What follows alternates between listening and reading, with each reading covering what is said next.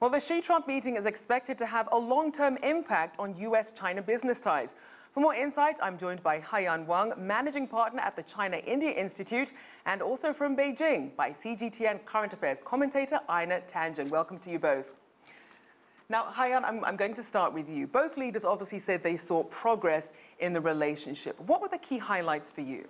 For me, I think that this meeting really sets the right tone, sets up the positive tone for developing this China-U.S. relationship away from the anti-China rhetoric, more towards a constructive, a results-oriented, a more moderate approach. As long as we're down to the facts and analyze for example, the trade deficit issue product by product, we could dissect what are some of the trade deficit originate from natural competitive advantage of Chinese business, or what are some of those are coming from policy-driven advantages. And I think that, sitting down peacefully and more calmly, and we could find a solution. I think that setting up that right tone is absolutely critical. That's one. Two, I think the President Xi pointed out that we could pursue the dialogues at a high level through 4 mechanisms covering from security to people exchange. Maintaining that high level exchange is very critical. And then let's face it, China and the U.S. together account for nearly 40% of the global economy. As President Xi said, let's work towards making the pie bigger.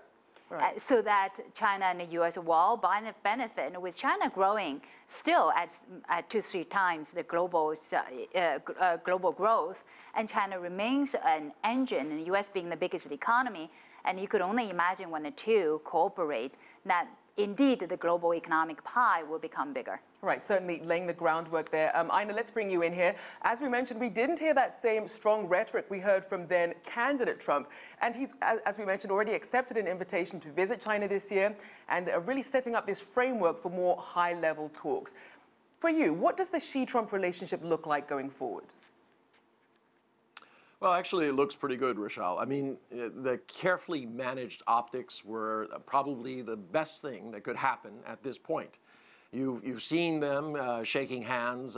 This is really going to assure people that these 2 great powers, and represented by 2 very strong and very different men, can actually get along. The clash of worldviews and styles was not apparent.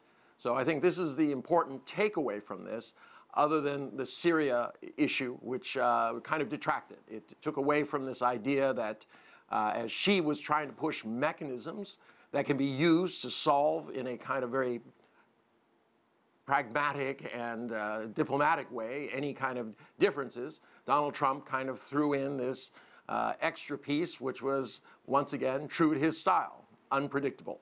Certainly a dichotomy there, and that leads us to the next issue of trade. Yes. We know that Trump was very concerned about the trade deficit with China. How do you think they handle concerns about that going forward? I think that both sides recognize the trade needs to become more balanced. But if we look at the past decade, China's export to the U.S. certainly has grown. China's export to the U.S. 2015 as compared to 2001 was 7 times that of 2001. And U.S. export to China has also grown. 2015, U.S. export to China was nearly 6 times that of 2001. And I think that exports from both sides to both markets have created jobs. Yes, there is an imbalance there. And then President Xi very much said that we wanted to work towards a more balanced trade.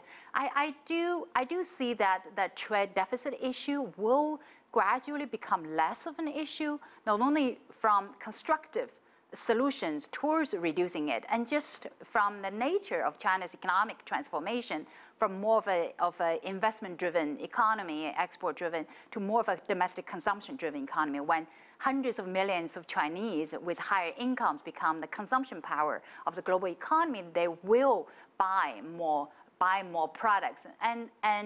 And looking at the cost side, right, over the past decade, the labor cost and gradually the labor cost, environmental costs, utility costs, land costs, all of those would make certain Chinese products less competitive on the global market, naturally reducing the exports. And some of the things, and I think President Trump wants to push, for example, reducing the imports of steel products. And Chinese government also want to reduce the steel industry's overcapacity, taking down some of that heavy polluters, resource-heavy steel factories.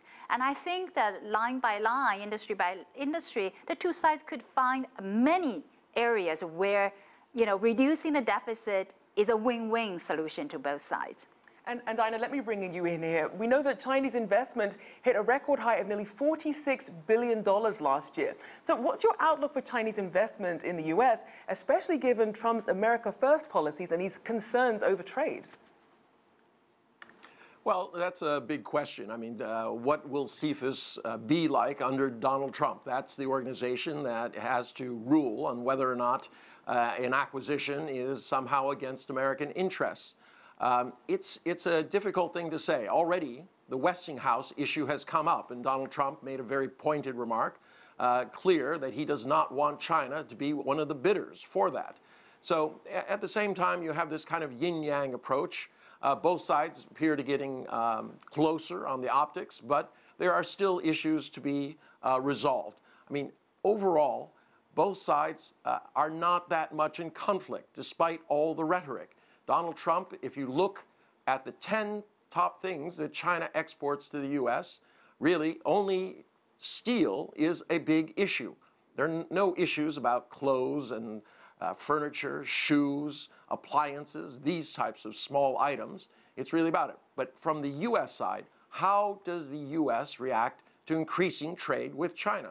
China has said they're open to this idea of technology. The question is the U.S.? And Haiyan, to that point then, as we're seeing perhaps more scrutiny under CFIUS, what message is that sending to Chinese investors, you think? I think that Chinese investors are still very keenly interested in investing in the United States. Last year, we saw that FDI from China into U.S. reached $45 billion. That was tripling that of the previous year. And then had it not forced the capital outflow control from the China side to stop yuan from further depreciation, I think that we could still see more growth.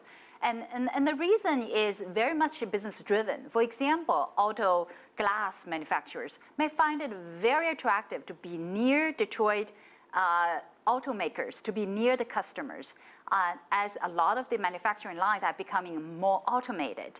And the power cost, utility cost in the U.S. is fairly competitive. And the growth of the U.S. economy, a lot of these business-driven incentives would still attract Chinese companies, both state-owned and private enterprise, to invest in the U.S. market. And that is in line with the general trend of China being not just the destination for FDI, but more also the originator of capital outflow investing also, for example, in infrastructure building in the United States. Creating jobs and investing in infrastructure, these are hot button issues, and I hope that the overall atmosphere is more welcoming Chinese capitals. Well, certainly Chinese investors don't seem to be being deterred. Thank you so much. We'll have to leave it there. Haiyan Wang, Managing Partner at the China India Institute, and also from Beijing, CGTN current affairs commentator, Einar Tangen.